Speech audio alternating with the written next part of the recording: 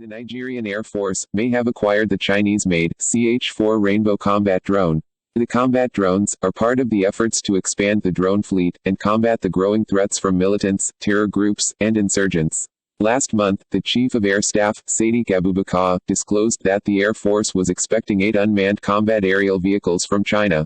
Nigeria already operates the CH-3 UAV, thus, the Air Force likely procured the CH-4 as a follow-up. The CH-4 combat drone will significantly improve Nigeria's intelligence, surveillance, and reconnaissance capabilities as well as provide precision strikes against the terror groups. About 70 personnel of the Air Force have completed training to operate the drones. However, experience gained from the CH-3 UAV will play a large part in the operations of the new acquisition. The CH-4 drones are currently deployed in Gombe State, northeast Nigeria, under the newly established 203 Combat Reconnaissance Group. The CH-4 is a medium-altitude long-endurance UAV, designed by the China Aerospace Science and Technology. The type can conduct both ISR missions and ground strike using its wide range of air-to-surface guided munitions.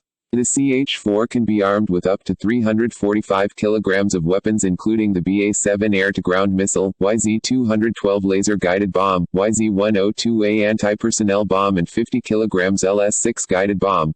The drone has a range of up to 5,000 kilometers and endurance of 30 to 40 hours. In Africa, the type has been